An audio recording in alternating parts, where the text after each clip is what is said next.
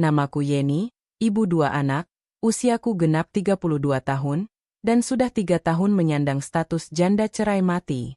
Suamiku, almarhum Mas Arif, meninggal karena sakit, dan sejak saat itu aku sendiri yang mengelola 8 kamar kos-kosan kami.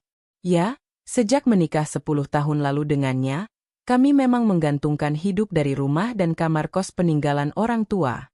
Selain itu, kami juga membuka warung kecil di rumah untuk kebutuhan anak-anak kos dan juga para tetangga di perumahan ini. Awal ditinggal pergi mendiang suami, aku memang merasa berat, bukan hanya sedih, tapi juga seperti hilang harapan. Anakku masih kecil, usia 9 tahun dan 5 tahun, dan aku harus bisa main jadi orang tua tunggal untuk mereka berdua. Dulunya, waktu masih ada suami, kami tidak menggunakan jasa pembantu rumah tangga karena semua bisa dikerjakan sendiri, tapi kini Cika dan Dika sudah kelas 3 SD dan TK, aku terpaksa pakai pembantu rumah tangga untuk membantu kegiatanku. Tadinya kupikir mau minta Empok Atun saja, tetangga dekat yang kebetulan baru pulang TKI dan sedang butuh kerjaan, namun Empok Atun malah menyarankan agar aku mempekerjakan Haryo, adiknya yang baru lulus SMA dan belum kerja. Alasannya, karena tugas membantuku hanya sekedar antar jemput anak-anakku ke sekolah dan juga bersih-bersih rumah, biar si Haryo saja yang bantu Mbak Niva, biar anak itu ada kegiatan. Kalau saya kan bisa cari job lainnya, masih mau TKI lagi, begitu kata Empok Atun saat itu. Lagi pula, katanya, biar Haryo bisa sekalian jadi penjaga malam di kos-kosan dan warung. Dan berawal dari sinilah kisahku terjadi, aku, janda beranak 2, menjalin asmara dengan Haryo, adik tetangga, pemuda usia 20 tahun. Haryo adalah pemuda yang baik, sikapnya selalu sopan, dan tak pernah bilang tidak jika aku meminta bantuan atau menyuruhnya. Aku kenal Haryo saat menikah dengan mendiang Mas Arif 10 tahun silam. Saat itu Haryo masih bocah 10 tahun, kelas 6 SD, tapi kini dia sudah tumbuh menjadi pemuda yang tampan dan lumayan gagah, tingginya sudah jauh lebih tinggi dari diriku. Ya, setahuku, sejak kecil Haryo hanya hidup dengan Embok Sarti, neneknya, dan Empok Atun, kakaknya, selalu merantau mencari kerja. Jujur, aku senang Haryo mau bekerja padaku, anaknya rajin, nggak malas, dan penurut, dia juga nggak pernah keluyuran. Setelah mengantar dan menjemput Cika dan Dika, dia langsung membersihkan halaman rumah dan kos-kosan. Semua dikerjakannya dengan baik, tujuannya hanya satu, biar bisa ngumpulin uang untuk melanjutkan kuliahnya. Makasih ya, Bu Yeni, tapi apa ini nggak kebanyakan? Gaji saya katanya cuma 1 juta, kok ini 2 juta? Kata Haryo saat pertama kali aku menyerahkan gaji bulanannya. Saat itulah aku berpikir kalau Haryo pemuda yang jujur, lalu ku jawab, "Iya, Haryo, gajimu 2 juta, karena kamu rajin," balasku. Momen setelah sebulan Haryo bekerja menjadi kenangan tersendiri untukku. Karena saat itu ada penghuni kos yang pindah, 1 kamar kos-kosan akhirnya kosong, dan aku menawarkan Haryo untuk menempatinya gratis, nggak perlu bayar. Maksudku awalnya supaya Haryo nggak perlu bolak-balik ke rumah neneknya kalau aku membutuhkan bantuannya. Lagi pula rumah mereka sempit, ditinggalin Embok Sarti, neneknya, dan juga Embok Atun serta 2 anaknya yang sudah remaja. Haryo dan Embok Atun sangat senang menerima tawaranku, dan sejak saat itu Haryo tinggal di kamar kos-kosan yang letaknya di samping rumah utama. 2 anakku, Cika dan Dika, juga sangat akrab dengan Haryo. Aku kadang merasa anak-anak itu menemukan sosok ayahnya kembali. Sejak Haryo tinggal di kos-kosan, kami jadi lebih sering bertemu, dan entah kenapa aku jadi merasa seperti muda kembali. Ada getaran aneh yang mengalir dalam darahku setiap kali berdekatan dengan pemuda itu, getaran yang makin menguat.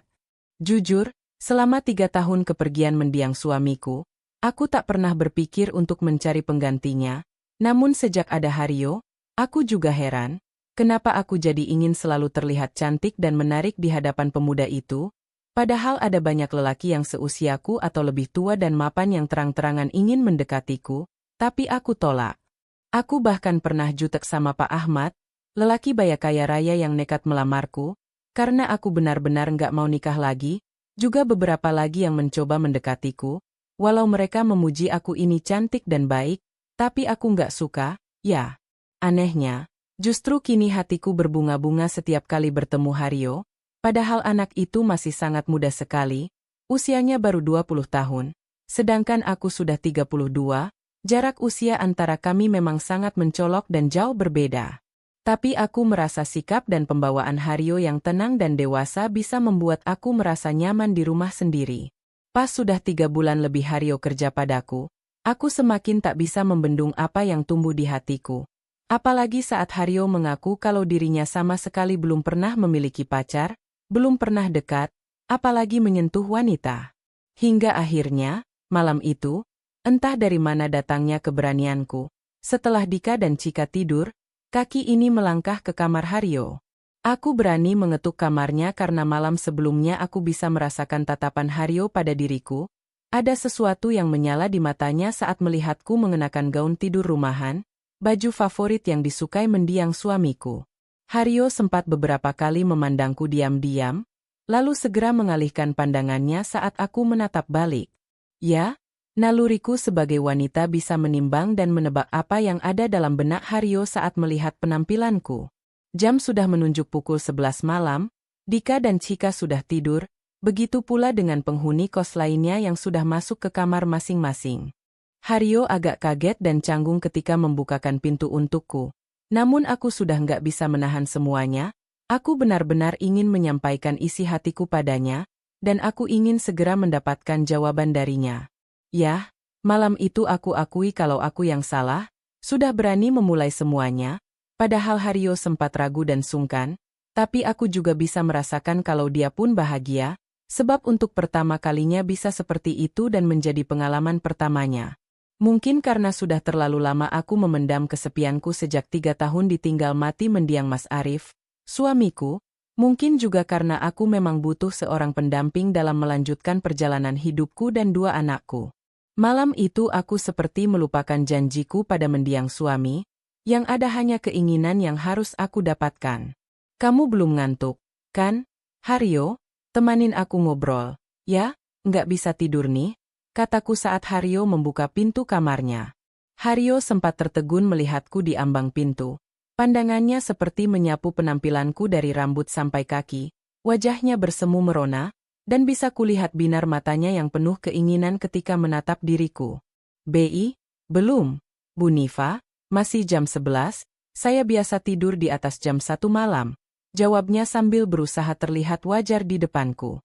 "Yah, malam itu aku emang cuma pakai gaun tidur sederhana warna merah marun, dengan bahan satin yang sejuk di badan, rambut ikal sebahu biarkan dengan capol seadanya, beberapa helai biarkan jatuh di pelipisku, dan wangi parfumku sangat soft." Pandangan Haryo seperti betah, tapi ada keraguan dan rasa sungkan. Sesekali dia membuang pandang ke arah lainnya, tapi bukan hanya Haryo yang grogi. Aku pun merasa degup jantung berdetak lebih cepat dari biasanya. Aku juga grogi, jujur saja, baru kali itu sepanjang hidupku aku menggempiri lelaki lain yang bukan suamiku dan memiliki keinginan itu. Aku takut kalau Haryo nggak suka, Haryo menolak, dan bisa juga dia menganggap aku sudah biasa seperti itu dengan yang lain. Apakah Haryo mau menerima perasaanku, sedangkan usiaku jauh lebih tua darinya? Apakah dia bisa membalas perasaanku? Bukan cuma bimbang akan pikiranku, jantungku juga berdebar karena penampilan Haryo yang sangat santai malam itu. Mengenakan kaos ketat dan celana pendek rumahan, Haryo terlihat segar, rambutnya agak basah seperti habis mandi malam. Kami sempat bersitatap tanpa suara untuk beberapa detik. Seperti sejoli yang menahan perasaan di antara batas ambang pintu. "Kok malah bengong sih? Kamu nggak nyuruh aku masuk?" Tanyaku mencoba memecah suasana yang kaku dan canggung, sambil melempar senyum tipis ke arahnya. Haryo tersentak. Iya, maaf, Bu. Silakan, tapi maaf kamar saya berantakan," balasnya seraya melangkah mundur memberi ruang. "Jangan panggil aku Ibu. Rasanya kok aku jadi tua sekali.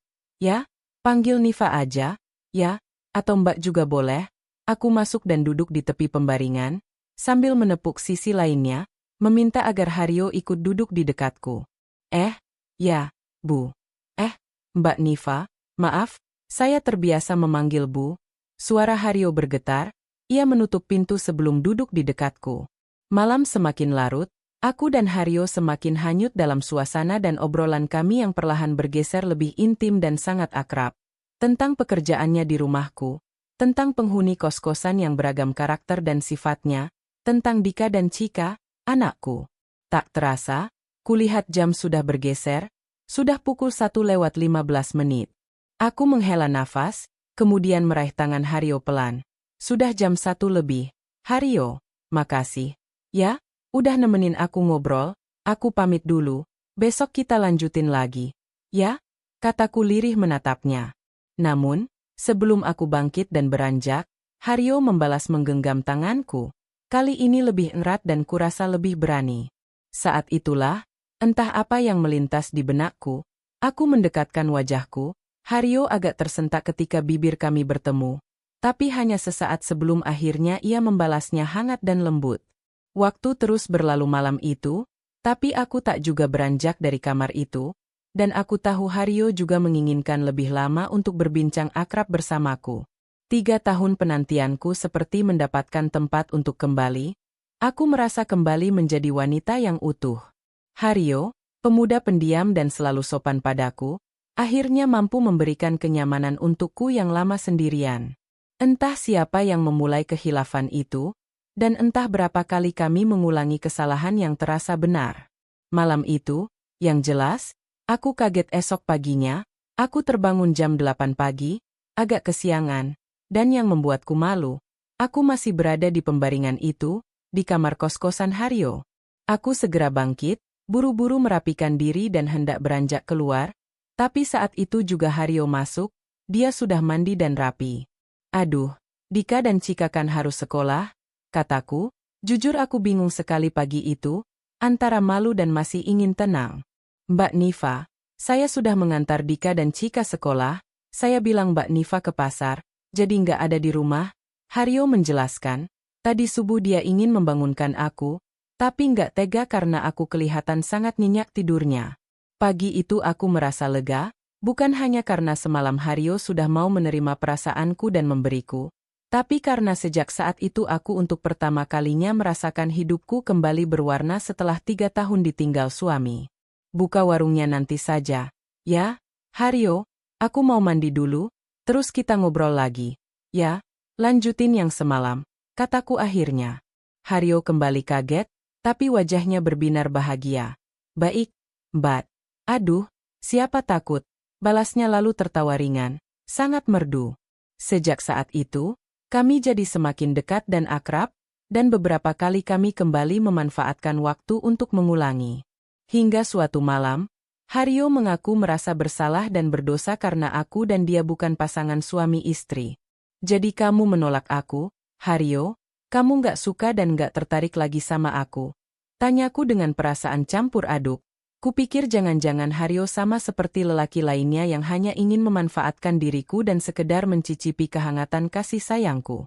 Namun, Haryo malah tertunduk lirih, ia merangkul bahuku dan mengusap rambutku penuh kasih sayang dan kelembutan. Bukannya nolak atau nggak mau, Mbak, saya cuma ingin kita menikah saja. Ya, supaya resmi dan sah, juga cenat-cenutnya halal. Ucapan Haryo nampak serius dan tegas, membuat hatiku sangat bahagia sekali. Langsung saja aku peluk dia dan bilang kalau aku bersedia menjadi istrinya. 2 minggu kemudian, kami menikah. Embok Sarti, neneknya, dan Embok Atun, kakaknya, ikut bahagia dengan keputusan Haryo. Dika dan Cika, anakku, juga merasa senang. Akhirnya mereka memiliki sosok ayah, walau Haryo bukan ayah kandung mereka. Kini sudah 5 tahun berlalu, Haryo, suamiku, sudah selesai melanjutkan kuliah dan sudah mendapatkan pekerjaan bagus. Kami sudah dikaruniai seorang anak lagi berusia 3 tahun, dan masih mengelola kos-kosan juga warung kelontong yang semakin ramai dan berkembang. Begitulah kisahku, akhirnya aku menemukan kembali kebahagiaan dan keutuhan rumah tangga dengan lelaki yang jauh lebih muda.